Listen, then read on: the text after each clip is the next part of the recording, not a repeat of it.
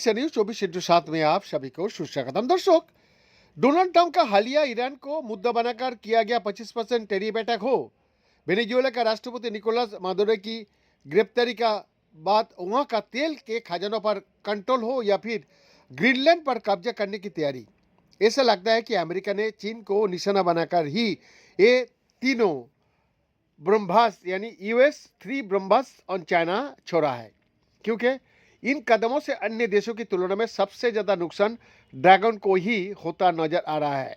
दर्शक, वेनेजुएला एक ऐसा देश है जिसके साथ अप्रमाणित कच्चे तेल की दुनिया का सबसे बड़ा भंडार है, जो 303 अरब बैरल का है। इस तेल का खजाने पर कंट्रोल करने का दावा करते हुए डोनाल्ड ट्रंप ने साफ किया कि अमेरिकी तेल कंपनियों ने वेनेजुएला में एंट्री करेगी और वहां क्षतिग्रस्त ऑयल इंफ्रास्ट्रक्चर को मजबूत करने के लिए बड़ा निवेश करेगी। इसे लेकर ट्रंप ने कदम भी आगे बढ़ा दिया है। बीते सप्ताह 17 तेल कंपनियों के CEO के साथ उन्होंने बैठक भी की थी। इस दौरान उन्होंने ये भी साफ कर दिया था कि सिर्फ उनका प्रोसेसर ही ये तय करेगा कि वेनेजुएला में किन कंपनियों को काम करने की अनुमति मिलेगी।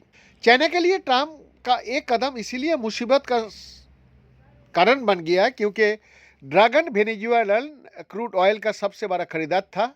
बीते साल के आंकड़ा देखा जाए तो 2025 में वेनेजुएला का कुल तेल निर्यात का करीब 75% हिस्सा तो चीन को ही गया था। खास बात यह है कि 2018 में अमेरिकी प्रतिबंध के बाद भी वेनेजुएला ने चीन, रूस और ईरान को डिस्काउंटेड पर तेल की सप्लाई जारी रखी। वेनेजुएला का तेल अपनी शिप ट्रैकिंग सिस्टम को बंद कर यानी डार्क शिपिंग का जरिए चीन पहुंचता रहा है। जब ट्रंप का कंट्रोल के बाद चीन का सबसे बड़ा तेल सप्लायर उसे छीन जाएगा और अमेरिका द्वारा इतना बड़ा निवेश करके चीन को किफायती रेट में तेल बेचने का चांस बहुत कम हो जाएगा। दूसरा ब्रह्मास्त्र, ईरान को घेरने के लिए 25% टैरिफ बम। डोनाल्ड ट्रंप ने ईरान को घेरने के लिए उसके व्यापारिक साझेदारों पर 25% टैरिफ लगाने का ऐलान किया है। इसका भी सबसे ज्यादा असर चीन पर नजर आ रहा है और एक बार फिर US चाइना ट्रेड वार के संकेत मिलने लगा है। दरअसल चीन ईरानी तेल का भी सबसे बड़ा खरीदार है। एक रिपोर्ट के मुताबिक करीब 80 से 90% तेल चाइना इंपोर्ट करता है ईरान से।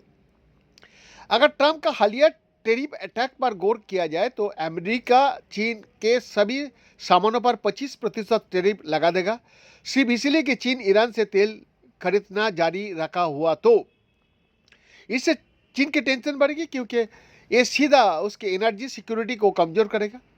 ट्रंप का टेरिफ के बाद EVs, बैटरिया, सोलर पैनल, स्टील, एल्युमिनियम का निर्यात चीन को महंगा पड़ेगा। इस बीच ईरान क्राइसिस से अगर तेल महंगा होगा तो ये सीधे चीन की इंडस्ट्रियल ग्रोथ पर बुरा असर डालेगा। एक असर ये भी होगा कि US चाइना का बीच बीते अक्टूबर 2025 में बड़े ट्रेड टेंशन के बाद हुए अंतरिम व्यापार समझौतों पर संकट आ सकता है, जिसमें ट्रंप ने चीन पर लगाया टेरिफ में राहत दी थी।